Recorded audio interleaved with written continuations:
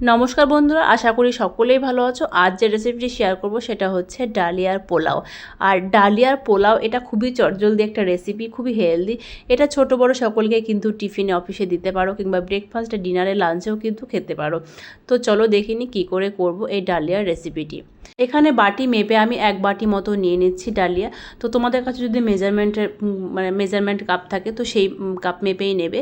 তো আমি এখানে এই ছোট যে বাটি আছে সেই বাটি মেপেই নিচ্ছি। তো আর একটু বেশি নিচ্ছি, মানে 1 বাটির একটু বেশি।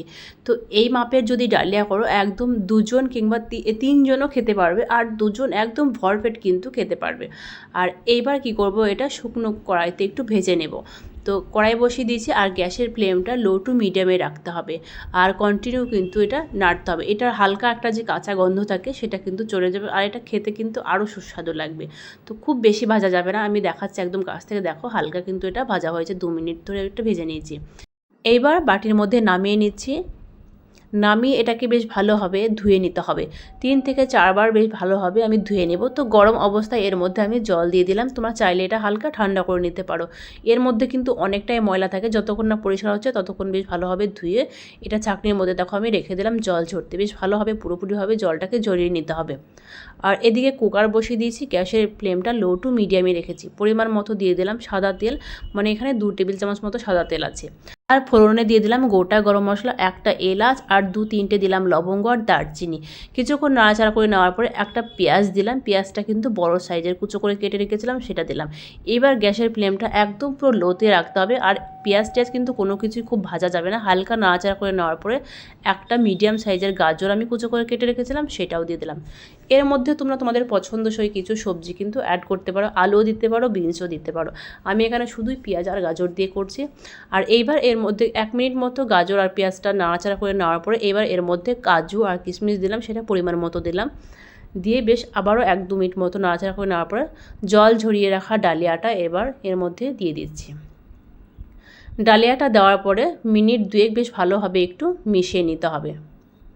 আর এটা কিন্তু কড়াইতেও করতে পারো। যদি কড়াইতে ডালিয়াটা করো সেক্ষেত্রে আমি বলবো এই ডালিয়াটা আধ ঘন্টা মতো একটু ভিজিয়ে রাখতে হবে। 2 মিনিট ধরে বেশ ভালোভাবে মিশিয়ে নেওয়ার পরে এইবার দিয়ে দিচ্ছি জল। আর জলের পরিমাণটা কিন্তু খুব সাবধানে দিতে হবে। যেহেতু 1 কাপের একটু বেশি আমি ডালিয়া নিয়েছি, সেহেতু আমি এখানে জল দিলাম 3 কাপ মতো। আর যদি 1 কাপ হতো পুরোপুরি, তাহলে কিন্তু এখানে 2 কাপ মতো দিলেই হয়ে যেত। পারফেক্ট কিন্তু জলের পরিমাণটা হতে হবে। আর 2 চামচ মতো দিয়ে দিলাম আমি চিনি। চিনির পরিমাণটা একটু বেশি দিতে হবে, কেন কি পোলাও একটু মিষ্টি মিষ্টি হয়। আর দিয়ে দিচ্ছি নুন। নুনের পরিমাণটা কিন্তু একদমই কম, মানে হাফ চামচ মতো দিয়ে দিলাম নুন। বেশ ভালোভাবে একটু মিশিয়ে নিতে হবে। মিশিয়ে নেওয়ার পরে এবার কুকারটা বন্ধ করে দিলাম। এবার হাই ফ্লেমে আমি 2টো সিটি দিয়ে দেবো। হাই ফ্লেমে 2টো সিটি দেওয়ার পরে গ্যাসের ফ্লেমটা একদম পুরো কমিয়ে দিতে হবে। আর এইভাবে কিন্তু একদম পারফেক্টলি যদি করো তাহলে তোমাদের কাছেও কিন্তু ডালিয়ার পোলাওটা একদম পারফেক্ট হবে। তো 2টো সিটি পড়ে গেছে। এইবার গ্যাসের ফ্লেমটা একদম পুরো লোতে করে দিলাম। এইবার লো ফ্লেমে আরও 2টো আমি সিটি দিয়ে দিচ্ছি। মানে হাই ফ্লেমে প্রথমে দিতে হবে, দেওয়ার পরে গ্যাসের ফ্লেমটা একদম পুরো লোতে করে দিয়ে তারপরে লো ফ্লেমে আর 2টো সিটি দেবো, তাহলে এই 4টে সিটি। আর লো ফ্লেমেও 2টো সিটি পড়ে গেছে। এবার গ্যাসের ফ্লেমটা বন্ধ করে দিচ্ছি। আর বন্ধ করে কিন্তু সঙ্গে সঙ্গে কিন্তু প্রেশারটা খোলার চেষ্টা করবে না। প্রেশারটা যখন আপনা আপনি বেরিয়ে যাবে তখন কিন্তু এটা খুলে নিতে হবে। প্রেশারটা আপনা আপনি বেরিয়ে গেছে। এবার আমি এটা খুলে দেখাচ্ছি কীরকম হয়েছে। দেখো কি দারুণ একটা কালার এসছে। আমি কিন্তু এই পোলাওতে কোনো রকম হলুদ ব্যবহার করিনি, যেহেতু গাজর দেওয়া ছিল, তো সেই জন্য একটু হালকা একটা কালার এসছে। তোমরা চাইলে এখানে হলুদ ব্যবহার করতে পারো। এবার খুন্তি দিয়ে একটা বেশ ভালোভাবে মিশিয়ে নিতে হবে। দেখো একদম কিন্তু পারফেক্ট হয়েছে, কতটা ঝুরঝুরে হয়েছে। যেহেতু এটা গরম আছে, ঠান্ডা হলে একদম পুরো ঝুরঝুরে হয়ে যাবে। এর মধ্যে দিলাম একদম 1 চা চামচের 3 ভাগের 1 ভাগ ঘি। তোমরা ঘিটা না চাইলে নাও দিতে পারো, কিন্তু ঘিটা দিলে দারুণ হয়।